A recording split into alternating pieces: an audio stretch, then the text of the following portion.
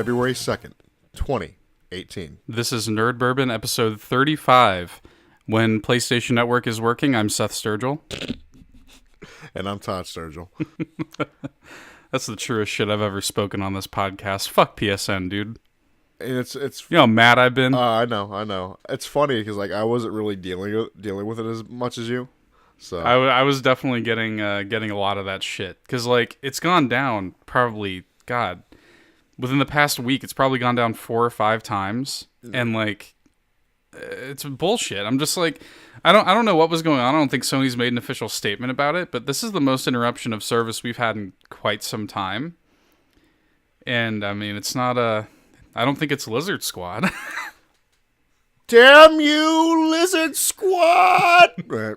I was setting you up for that. I know. Todd, let's get some housekeeping out of the way, shall we? We have a new show announcement. This is kind of exciting. We haven't christened a new show in a long time. This is a show that we've been wanting to do for months now, and we've been kind of trying to set up, and we finally did it, and it's available, and you can listen to it right now. It's called Nerd Bourbon Eats. You want to tell the folks at home what Nerd Bourbon Eats is, Todd? It's a show about 2 fat guys talking about food. Yes, that's pretty much it. Pretty much it in a nutshell. Is a food review show, wherein we kind of realize that our food shows are kind of some of our more popular ones, and people seem to be receptive to us fat asses talking about food. So we said, why not? Let's just make a fucking food show where it's kind of mainly focused on food. And the general structure of it is it's more so based on limited time food, because Todd and I are very into that. It can cover a wide range of snacks, limited time food items. We also are going to, with each episode, include a classic limited time food review. So in this one, we actually touched on Todd's favorite, Angry Whopper. So I hope you guys dig it. The first episode's available to listen to right now, to grace your ears with, and I hope you stick around for seconds. So, ooh, you've been doing that shit even when we were recording Nerd Bourbon Eats.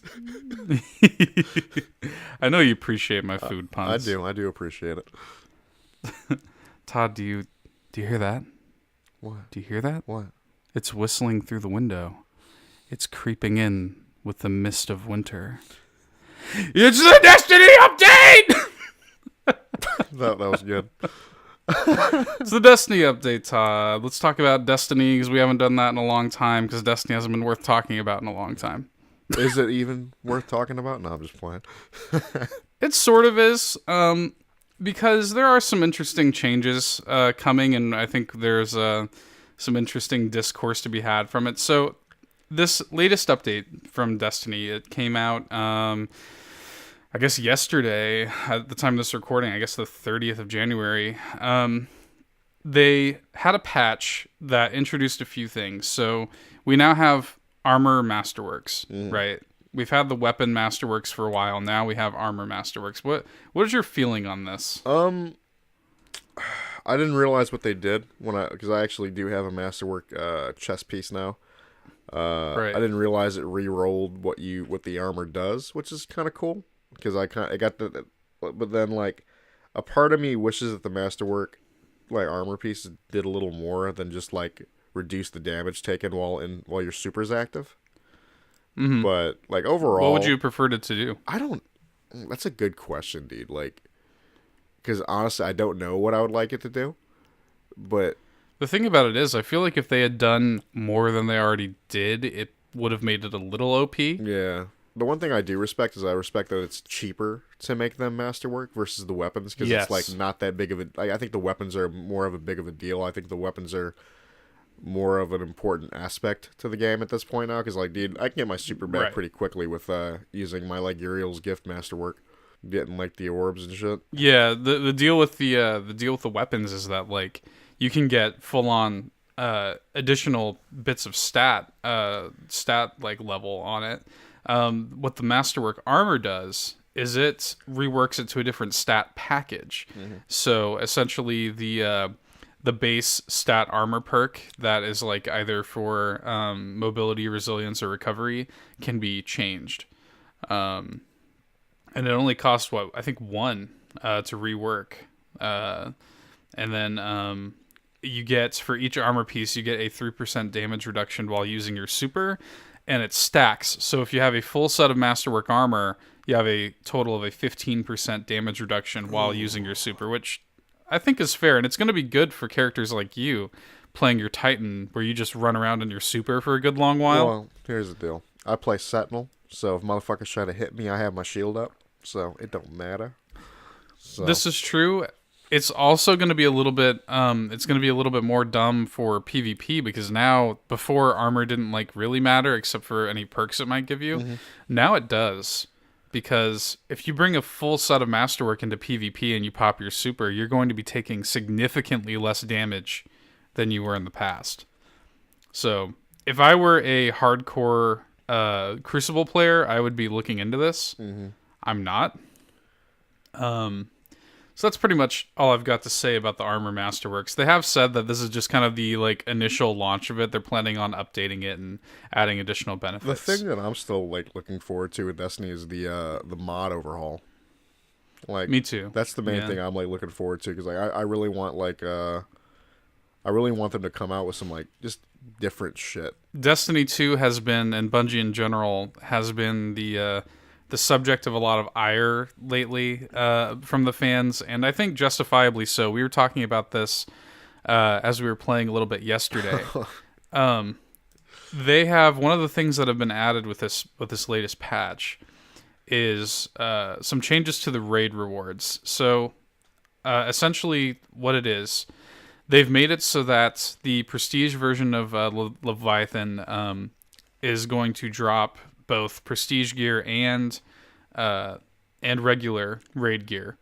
And in addition to that, you're going to be able to buy pieces from the fucking robot dude.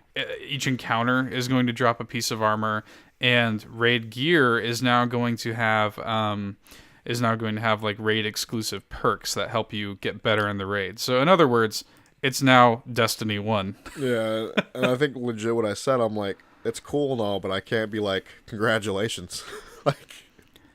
Because that's exactly how it was in D1. Like, in D1, you had the raid gear gave you shit that made you better at the raid. Yeah, like, I think, like, was it? Like, my, one of my armor sets, like, was, like, in the War Priest or whatever fight, it did something. I don't exactly remember, but...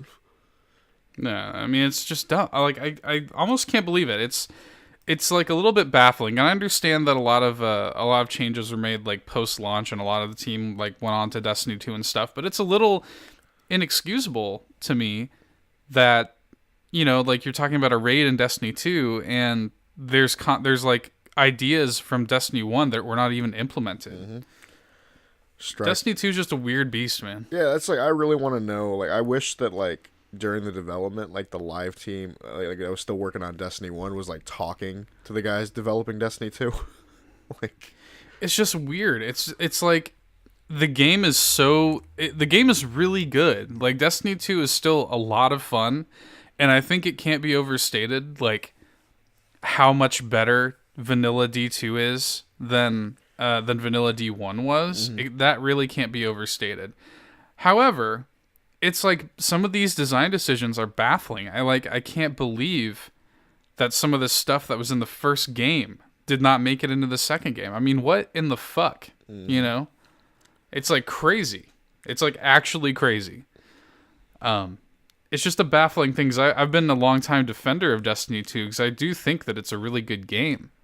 And I do respect the way that the current live team is constantly updating and changing things and basically fixing what was broken. But I can't defend shit like this. I mean, like you just said, I can't sit there and pat them on the back for putting in something that was already in D1. Mm-hmm. You know? There's also a post on the weekly Bungie update that you can read wherein they go into the complications with mass dismantling, although they have said that is still coming in the future. So that's kind of an interesting thing to read if you care about that sort of thing. But that's pretty much it. I might check that out, actually. Yeah, that's pretty much it for the Destiny update. I just wanted to touch on that. We haven't touched on Destiny in a while, and I wanted to sort of pop back in quickly to talk about it. Otherwise, though, this week is basically going to be Todd and I doting on a very particular topic. And if you've been listening the past few weeks, you're pretty much gonna know what it is. We've been anxiously awaiting the release of Monster Hunter World. And now that it's finally in our clutches, now that we're finally living that Monster Hunter World life, it's a whole new world we live in. No, I think we talked about it like in the last couple episodes that like we're just suffering crippling depression waiting for this game. Yes. And it's just the only time I'm depressed now is when I'm not playing it. Some real shit. So Monster Hunter World, man, like I think this is a very good video game. That's it's a very good video game. TM trademark. It's really good. God, there's so much to unpack about it. Why don't you start us off? Give us your thoughts, your raw thoughts. Now, give us those hashtag raw thoughts. Hashtag raw thoughts. I love the game. It's I think me and you delved into Monster Hunter a little bit on 3DS with like 4 Monster Hunter 4 or some shit. Yeah, I think Ultimate that's or true. whatever. Yeah. And then but again, it always had the issues of like being a Monster Hunter game, you know, with like its shitty little camera and shitty little controls. It had all of the old conventions of like shittier Monster Hunter games. So this Monster Hunter is new. I mean, it is still a little jank, but it is very much a AAA like console game, and it actually like plays really, really fucking well. It is a fun game to play. Like I swear to God, I don't remember the last time I've had this much fun playing a game. Like here's the thing. There's a lot of things to unpack here, obviously. The core of Monster Hunter is still unchanged. So it's like that typical the thing that has always been true about Monster Hunter from the very first release is that core loop that pick up the hunt, prepare for the hunt, commence the hunt, gather the loot, craft gear based on the loot, rinse and repeat. That's the loop. The one thing the one thing that this game did that the other games the other games did is we don't know how to deal with this is you used to have to make pickaxes for mining outcrops. Yes. Oh, that's one of many little small improvements. It's like they cut out like a good amount of like just like the bullshit like that and just kind of kept what is important for the game, which I respect. It's much more streamlined. Yeah. It's much more streamlined. There's a lot less, as you said, that good old Monster Hunter jank is still there in a lot of ways, but it is the most. I don't think there's any disputing that it is far and away the most approachable Monster Hunter yet. And what's really fascinating about this game, and I want to talk about a bunch of facets of this whole development, because what's really interesting about Monster Hunter World is it's a rare case in the fact that, like, a lot of times a new entry in the series will be released, and it will in some ways piss off old school fans. This did not. It will. No, like you talk to people that have played Monster Hunter their whole lives, and they even say that Monster Hunter World is the best entry in the series. I mean, it is so smartly designed and everything is so well considered that like it's not. You almost don't really have too many complaints about it. Like, I mean, I really don't. There are a few like little things that are still sort of annoying that I wish would be fixed, but like, in terms of the actual like design and all the smart nips and tucks they've made, I mean, the things that have been cut, in other words, are things that everybody's wanted to be cut for a long time, and the improvements are significant improvements that better the flow of the game. And I think it's like a really fucking great experience as a result of it. The game has been out for a week at this point. And we've each, I think I've put around 25 hours. You probably put 30 to 35 at this point. 35. I was on there recently. And I mean, that's kind of incredible when you consider that I've been chipping away at stuff like, Assassin's Creed and stuff like that. I've put like 15 hours into it over the course of the past month. Monster Hunter's been out for a week and I've doubled it. you know? I'm really happy I ended up beating the Hidden Ones DLC before this came out. So it's addicting, man. It's a very addicting game. Like, and you know what's so impressive about it too is like the gameplay improvements that they've made, just the improvements to the combat in general. Mm-hmm. Like the game is just fun to play. Mm-hmm. It's just fun, and every weapon set is useful in its own way. Every weapon set is fun in its own way, and it's just really nice to like to kind of fall into your niche and learn how to play based on that. Yeah. I think we both have kind of changed. I think we're both kind of playing this game in a way that we didn't really expect. Yeah, when I originally went in, I didn't think I was going to experiment with other weapons because I'm like switch axe all the way usually. Because that's what I was using even when we were playing on the 3DS. I love the switch axe, I always have. But I'm actually kind of branching off a little bit. I'm actually using like I've used the great sword a little bit. I've messed around with a good couple of weapons, but like the ones that I've really stuck to, I've still stuck to the switch axe, but I also fuck with the charge blade now. And right, the differences between those, I actually really love this dude's analogy. It's like driving an automatic or driving a manual, like a driving stick, basically. Right. Because the switch axe is just on autopilot half the time with like the elemental discharge and stuff, but the you actually have to think about charging the element basically with the charge blade. So, Lord's. And like for me, you know, like I came into this just kind of like, oh, like, you know, I'm gonna do what I've always done and use the dual blades. I always go for that fast and dirty, you know, chip damage.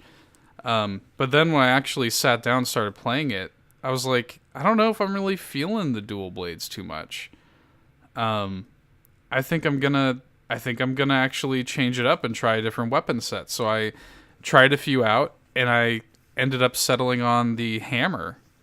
And I've never been the type of guy to play the slow, powerful weapons. The hammer's got a couple of quick moves though, which I respect. It does. Like when I see your dumbass somersaulting in the air. What I really love about the hammer is it has nice, you know, it has that typical slow two-handed perk of like the damage reduction proc every now and then.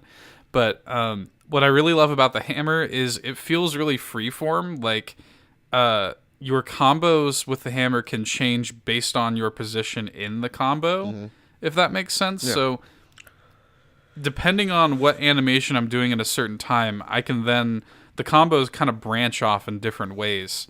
And so I feel like I have much more control over the hammer than I do other weapons, despite the fact that it is really slow.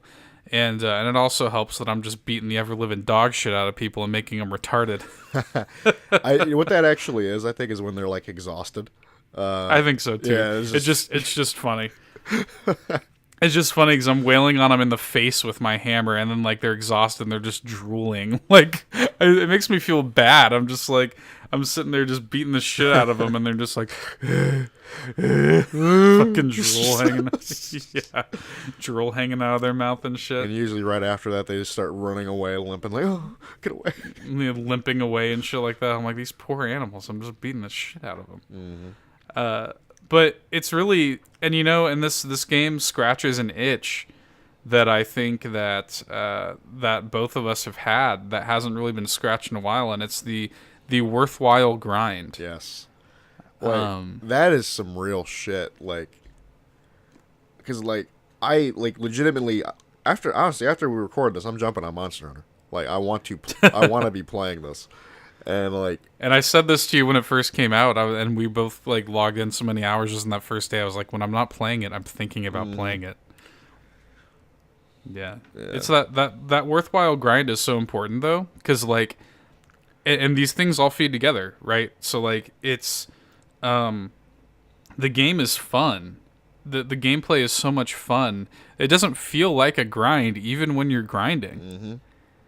I mean, we'll sit there and you'll hit me up or I'll hit you up and it'll be like, hey, like I need to kill this monster and grind for some parts, and I'm like, fuck it, I'll do it, even though I don't personally need any of the shit. It's just fun. It's fighting just fun. The monster.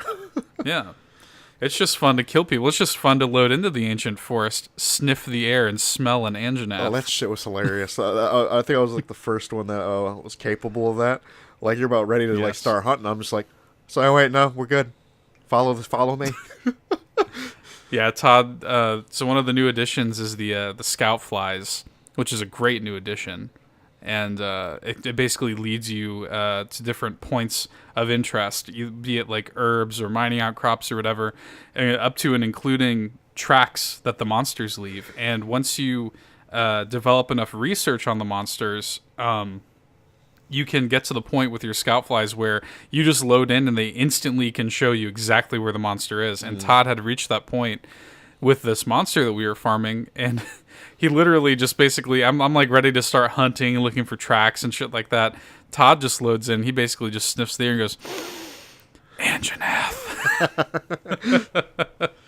And we just fucking immediately found it. That was one that we killed a bunch. But again, it's just that loop is so much fun that like it doesn't matter. Like you can sit there and kill the same thing a million times and it'll be fun each time. Mm-hmm. You know, and that's really impressive. I love the way that co-op has been much more streamlined from the beta. I was really worried about that. Oh yeah, that's coming out of the beta. Yeah, because the way it was set up in the beta, you literally had to sit there and enter in these long ass like codes, like session codes. And I was like, oh god, this is gonna suck. But branching off of that to piggyback off of the co-op, that is where one of my major complaints lies. Because the co-op, at least for the story missions, is like a little fucking annoying. Oh yeah. There's this weird thing where like you can't play a co-op story mission or an assigned mission with somebody unless all players have watched the cutscene in it. And there are a few reasons why I'm sure they did this. I'm sure it's hard to render all of those cutscenes with individual character creation, characters like, up to 4 custom characters rendering the same cutscene over the internet that need to be played at the same time for all players. I'm sure that's hard to do, right? And I'm sure they didn't want to like have this situation where low level players are jumping into high level missions, Mm-hmm. So I'm sure that's why they did that. But it's still really annoying that we have to you're basically doing like 3/4 of the mission before all of the cutscenes are played and you can finally have a friend join you. Yeah. Like, just very, like, it's odd. Like, it's just odd because the rest of the game feels so, like, focused on removing those barriers. It's really odd when a barrier is put up in front of you. Yeah, I think one of the things I even said about it, I was like, shit, I just wish I could turn off cutscenes at that point. Shit. Yeah, right. I would literally rather not play I would rather not get any story at all because, let's be honest, I don't give a flying fuck about the story. I mean, I give a fuck about getting that Zoro Magdress armor at one point. It's all, I mean, the game is so heavily gameplay based. I don't really give a fuck about what happens in the story. I don't care about, I'm not trying to say it's like a dog shit story or anything. It's probably the most engaging story that Monster Hunter has ever had, with full cutscenes and stuff like that, and characters and this, that, and the other.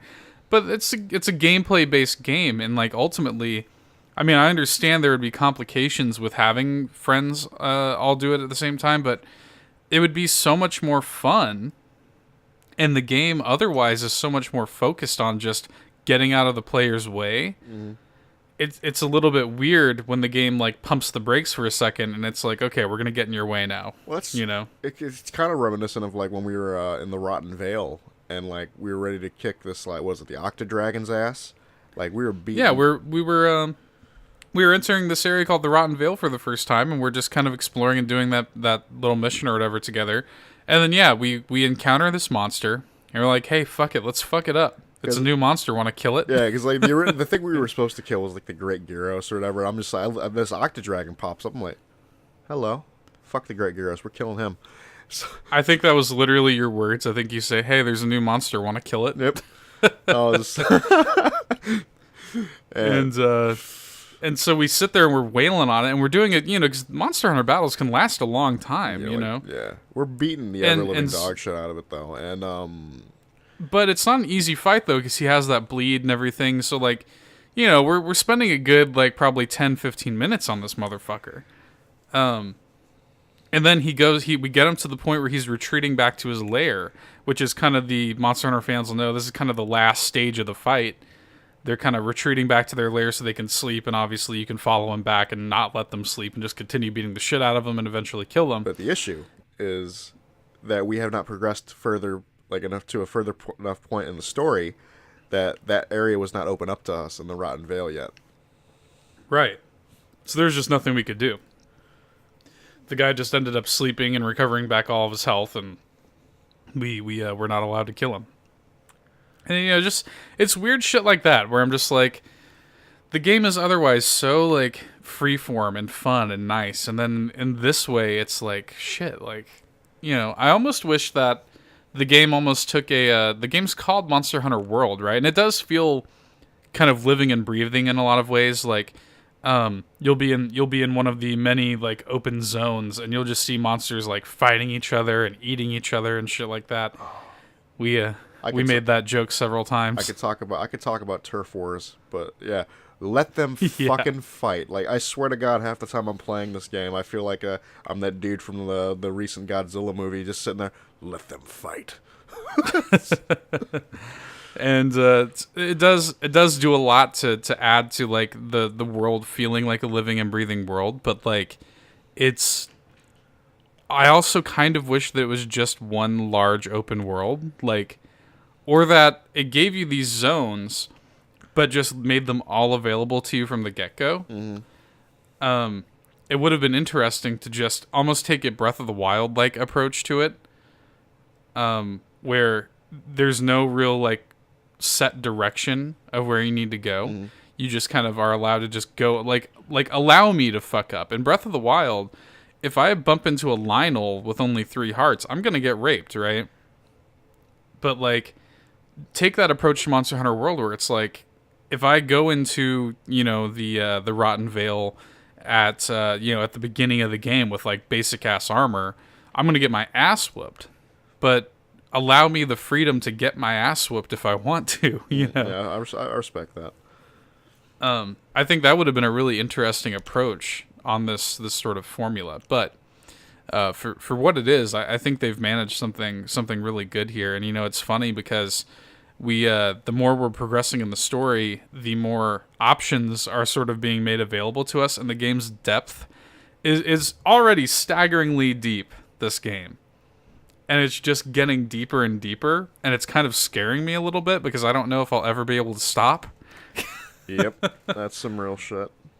I'm like, I have to, and I think I actually said, once it unlocked the second sort of tier of the upgrade trees, I was like, oh my God, Todd, I have to sleep at some point. No, you don't need sleep. You only need Monster Hunter. You just need that shiny new hammer. You need a hammer for each element and each type of ailment. Don't you understand? That's some real shit. Like, I think me and you have both basically done that at that point, or close to. I think I'm only missing a couple elements at this point. Like, yeah, I still have farming to do. Like, half my weapons are charge blades and half my weapons are switch axes, but they all each have, like, a different element to it. And see, that's why I actually have not picked up a kind of sub weapon like you have, because I'm just like, oh, that's so much more time. It is a lot of time. Actually, the reason I actually really respect going into the charge blade, because I don't have from what I've seen, I don't have a great Gyros tree with the switch axe, but I have a great Gyros tree in the charge blade.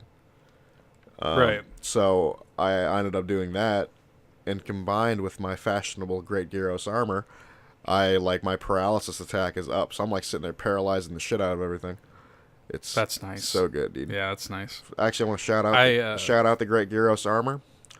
Best fashion. You mean the Bloodborne armor? Yes, the Bloodborne armor. Like, the best fashion in the game. I remember. I do want to talk about, like, that moment though, like, because we were legit ready to jump off. Like, we were playing for like 5 hours at this point, We're playing like 5 or 6 hours. It's like 4 in the morning. Yeah, we're just like, all right, it's time to call it. We just killed the Great Gyros for the first time and got the loot from it. We go to the workshop, the smithy, and we're looking at the set. I'm just like, oh shit. I'm like, bro, this thing has like a plague doctor mask. I need it. It's got a trench coat. I need it. And then you look at your version, and you're like, oh shit. You basically the same thing. It's like, oh shit. It was that realization that we're like, are we doing this? Yes. We just were just like, fuck it. Yeah, ended up staying up for like another like hour or so and like just farming the shit out of it, getting all the getting the loot, and then getting all the loot we needed. And we ended it with looking stylish. And we ended that night getting our ultimate fashion. I mean, I'm assuming there is a better looking armor set, like with the higher tier monsters, but right now, yeah, I'm looking pretty fucking good right now. Right now, I'm like super happy with my look, and you know it's funny because the gear has like different bonuses and stuff like that. It's so funny how little of how fresh out of fucks I am. Just because it looks so much better than everything else. I swear, I'm just like pure fashion at this point. I'm like, I don't give a shit if I get my ass whooped. I'll look good while I'm getting my ass whooped. Exactly. And like that's actually like when I realized I can make a great Gyros charge blade, I'm like, I'm matching right now. I'm looking good. The fashion is always the most important part. Do you feel like this game do you feel like this game scratches a certain Souls-like itch for you? Actually, yes. I think I did say that. Actually, it satisfies a lot of my urges. Sexually, including sexual ones. Sexually as well. I haven't touched myself in a long time. Since now, but like it satisfies like the fighting bosses of like Dark Souls. This is fighting bosses, basically the game. And every monster is a boss. Yeah, and it's like it satisfies that like sort of itch for me, scratches the shit out of it, and I love it. So it scratches that itch, but it also, and I know you did this a little bit in Bloodborne, but like you are a man that likes to farm. Oh yeah, and Souls games, you know, you do get a little bit of that farming in a sense, but like Monster Hunter is a game about farming. Yeah, it is another thing that I love. I love grind. I do love grind. I love a good grind. And like, I think I've said this for Destiny 2. Like, I love Destiny 2, but there's nothing to do in it.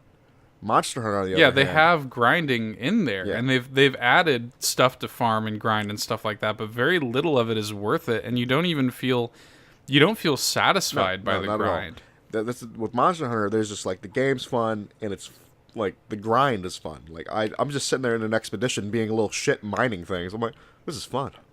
It's good shit. Yeah, it's just fun to just go into these new locales. And by the way, you know, Todd and I are, 30 some odd hours into the game, and we haven't even really scratched the surface. That's some real shit, dude. Like we're still at the smithy under development. Like there's so many items that we just don't have, like the equipment and stuff. I mean, there's shit we don't even know about. I mean, honestly, it's like, and in locations that we haven't seen, because we unlocked the Coral Highlands, and it just like is breathtakingly beautiful. Oh. That's another thing that I think is understated about this game. It looks really, really good. Yeah, it's a very pretty game. Coral Highlands is so far like my favorite looking area. Easily. Rotten Vale is still cool, but like I want to see more of it. So like once we get past the point in the story that we're at, I'm pretty sure we're going to. Definitely, yeah. I just really like the. I really like all the locations. I really like the art. I will shout this out. Like, shout outs to Capcom for including functionality for PS4 Pro. Yes. I love it when games do this, because it makes me feel like I'm not an idiot for owning a PS4 Pro. Because you turn on Monster Hunter and it's like, okay, like you can get your 4K resolution, or you can get a stable frame rate. And obviously I went for the frame rate because I don't really care too much about the graphics or anything like that. Yeah, I definitely like the frame rate, because even then, like, dude, like we'll sit there and beat the ever-living dog shit. I got like so many things around me, and I got like my switch axe or my charge blade like turned on basically, and I'm just like beating the shit out of everything. I got so much shit going on, my frames drop. I don't get any frame drops. My loading times are noticeably faster than a friend of ours who's playing on a standard PS4. So I mean, it's nice. Like it's nice for Capcom to actually be supporting to be supporting PS4 Pro in a significant way. You know, I really respect that because a lot of developers don't really do anything with the PS4 Pro. And you know, and I want to veer to the right here for a second and just talk about Capcom in general lately. And kind of the redemption story of Capcom. Okay. Because Capcom has really sort of redeemed itself in a lot of ways with stuff like Resident Evil 7. Really sort of making Resident Evil worth a damn again. I didn't play Resident Evil 7, but I do respect that it's kind of like really that game. Like to me, it seemed like it harkened back to like the old school ones, and I respect that. It harkened back, and I didn't play it either because Capcom didn't want me to play it. Yeah, because you wanted to stream that for the good old Halla stream or whatever. Yeah, that was going to be the first. I was going to do a full playthrough of Resident Evil 7 for the Halo stream. And it was sullied because Capcom would not let me stream it off of my PS4. So, womp womp. Anyway, which I mentioned ad nauseum back when it was happening. Oh, I know you were mad. You were mad as shit. I was pissed. Anyway, so I didn't play it either. But the point is, yeah, like as you said, it kind of harkened back to the old school Resident Evil stuff, while still being very new. Mm-hmm. You know. And I respect that because Monster Hunter sort of does the same thing. Monster Hunter feels old school in a lot of senses, and this is another thing that I love about it. I can't remember the last time that a game came out that I was not disappointed in some way. Like there's no bullshit. There's no like microtransactions. Mm-hmm. I think they have said that they're going to add like aesthetic shit later. I mean, yeah, I'm assuming there's going to be like some like level of like cosmetic like chain like transmog shit. Like that's what the samurai shit is. But it's not going to be like some shit where it's like you're buying monster points and you're fucking no. It's not going to be like that. It's going to be purely cosmetic stuff, and all of the updates for the game are going to be free. So. I'm just they're seemingly kind of doing everything right now, and I really respect too that you know, the whole debacle with Street Fighter V when it came out and it had all these like content issues and stuff like that. Capcom is really sort of turning the ship around with Street Fighter V as well. Hey, aren't they coming out with like another version of that game again? Yeah, they're coming out with Street Fighter V Arcade Edition, which it's either coming out soon or it's already out. But the people who have had experience with it love it, and they say, "Wow, like Capcom has really kind of steered the ship, you know, in the right direction now. Street Fighter V is worth playing again." You know, that's awesome. I respect the shit out of that, you know, because Capcom is not a company that's like known for giving a shit.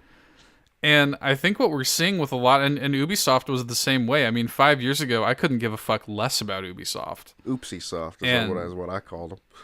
Right, and now, you know, you're seeing them give a shit more, and I think what you're seeing a lot of, especially with these third-party publishers, they're giving a shit more because they have to. Mm-hmm. That is the way gamers are, for better or for worse. They are opinionated, they are entitled, and they know what they want, mm-hmm. and they're not just going to keep buying your shit if you just keep pumping out the same shit. That's real shit. You know? So I think you're starting to see these publishers treat their products with a lot more care, and I think that is nothing but a good thing. And Capcom has been a great bastion of that. And I also respect their HD remasters because they're, you know, there's been a lot of talk, especially on Switch, about people like, oh, ports this, ports that, and blah blah blah. I don't have any problem with ports. I'm buying a port this week. You know what I mean? Like, I like ports. I like the ability to play these classic games on my current gen hardware. Like, I like that I can go and I can buy Okami right now and have Okami just play Okami on my PS4. Like, that's legit. You know, I forgot that actually came out. And how could I would be remiss not to mention the fact that Capcom, by the way, has listened to fans and are making Mega Man 11. You know what I mean? Which is more than likely not going to be a profitable endeavor for them. But they're doing it, you know. I have to actually respect that. I respect the shit out of Capcom right now. And especially playing Monster Hunter World, you know, I really can't say enough good things about it. It's a great game. And all signs point to a new Devil May Cry coming out soon, and I think that'll be worth looking at. An actual good Devil May Cry? Yeah. Starring somebody that is not Dante. Now, again, I don't mind that game for what it is, but it's not a good Devil May Cry. I don't mind it either, but yeah, there's been several. It's more than likely, and the rumor is that it's going to be a PlayStation exclusive. Okay. This Devil May Cry. Okay. So the rumor is that it's going to have funding from Sony, and it's going to be like a PlayStation exclusive. It was apparently it was going to be teased at a PSX last year, but then they said, fuck it, let's save it for E3. Okay. So the conceit is the rumor mill, and it's one of those things where it's been like so heavily rumored that it basically has to be real, It's probably going to be announced at this E3 and come out this fall. Because for all intents and purposes, it's been in development for years already, and it's probably basically done at this point. So yeah, look forward to that, because I just think Capcom is in a very, very good place right now, and it's really nice to see. It's nice to see people give a shit, I'm looking at you, Konami. I really hope, and this is another thing that's been rumored, is that, because, Marvel vs. Capcom Infinite came out to some hate as well. So a lot of people are like, okay, now that you have Street Fighter V done and dealt with, now it's time to fix MVC, And at that point, if they make that game worth playing, I'll jump right in. I love Marvel vs. Capcom. Anyway. So that's neither here nor there. Point is, I really like where Capcom's at right now, and I hope that they keep up this pace of releasing really, really good games. But yeah, Monster Hunter World is definitely one of them. I'm loving it so far. I'm trying to think if there's something else that I want to bring up. I want to bring up one thing. What's that? I want to talk about the Turf War animations. Oh, they're so savage. And why I love they're them. so fucking good. They're so good. See, you actually didn't see this one. Because you were like coming up from behind, and this is like legit my favorite one. We were fighting the Anjanath, hunting the shit out of him, beating the shit out of him. He ends up in that like nest area up in the trees. Yeah, where the Tobi Kadachi is. Yes, so it's either a Tobi Kadachi over there or a Rathalos. It was a Rathalos. Holy shit! I'm sitting there. I'm coming up. I watch this thing, and this Anjanath is just up there. And this Rathalos ain't having it. Ain't fucking having it. He's like, you gonna get the fuck out of here, motherfucker. You T-Rex looking bitch. Picks his ass up like nothing and flings his ass off it. I swear. That's why I was just like, God, that was like another one. It was one of those moments I just thought to myself, I'm like, fuck, this game's good. Yeah. And that just goes, again, the game, this is something that I said about Mario Odyssey, weirdly enough. The game sort of like delights in surprising you. Mm-hmm. Like, there have been so many like nice surprises like that just pop up in standard gameplay, just emergent little moments like that where I'm just like, God damn, this game's good. You see like dumb shit like that. It like, you remember that moment we were fighting that Paolumu for the first time, and he goes back to his nest? Yeah. And you go to that tree area. Oh, the pink like coral tree.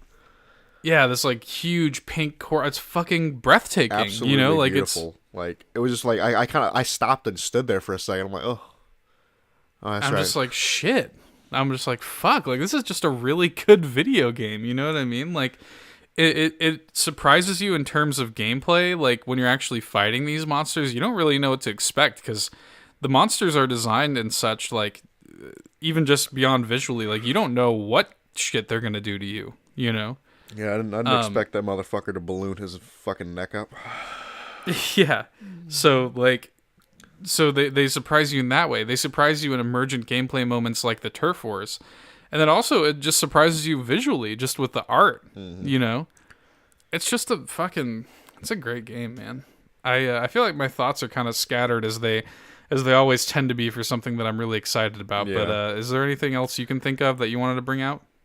I mean, like, the only thing we could really still talk about is like overall monster design. Like, of course, like some of the things kind of look like reskins, but right. But the thing is, they're still unique enough to be their own monster, which I love. Like you can kind of see elements of other monsters, especially with there. You see the Paolumu and like the Puke. That Puke. It's also been a good mine for new inside jokes. Oh, holy shit, yes. But like the wings are like the same sort of wings, and like for the most part they look like really similar. No, obviously I'm fine with that because like again they're unique enough to be their own thing, and I respect that. Well, yeah, I'm okay with that because like I mean it's just like real life, right? Like you see elements of other animals in other animals. Yeah. That doesn't make them any less unique. I mean, even though you can look at the Paolumu and see that it has sort of similar wings to the Puke. You say it right, bitch. Okay. The Puke. There you go.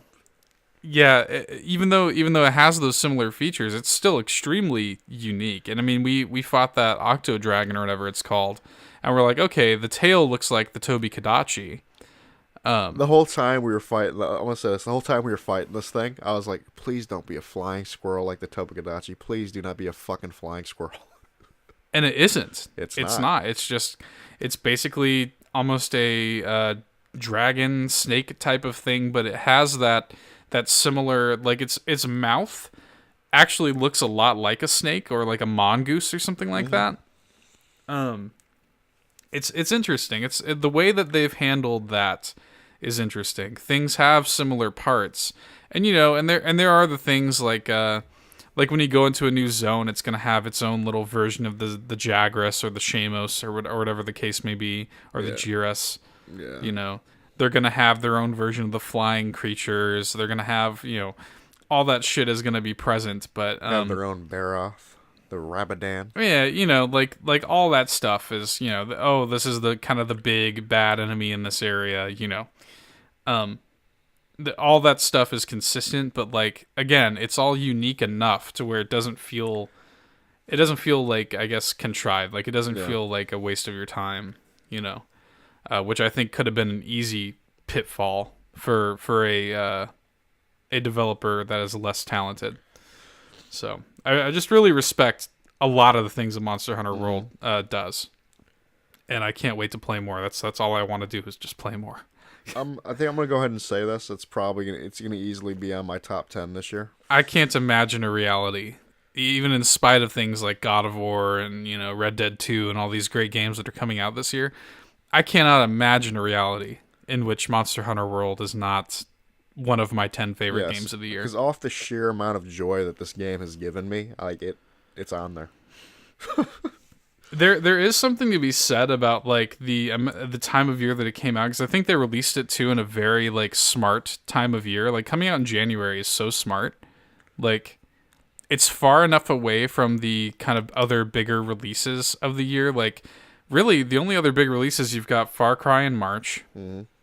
Which we're both looking forward to playing, and you've got God of War in April. I mean, you got a lot of like time away, and I don't even think those games are really competition for Monster Hunter, especially since the game has done so well already. I mean, it's moved 5 million copies inside of a week.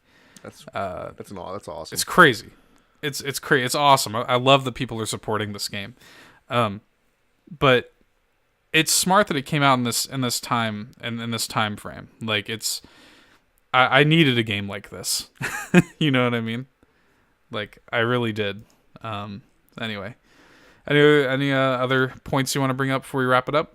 I'm probably going to remember something after we stop recording, but yeah. This is the podcasting curse, right? We've talked about it several times. The minute you hit that stop button, you think of 50 other things, but for now, I think we're pretty much good. Yep. So you guys have been listening to Nerd Bourbon. If you had a good time listening to us dote on Capcom and Monster Hunter, why don't you go ahead and throw us a follow or a sub on whatever service you're listening to us on. If there's a service we aren't currently on that you want us on, let me know so I can make that happen. If you have questions, thoughts, comments, or concerns, throw them our way and get your questions read on the show. You can also find us on Facebook at facebook.com/nerdbourbon, and we are at nerdbourbon on Twitter. As I always say, the best and only way for us to grow is if you tell your friends.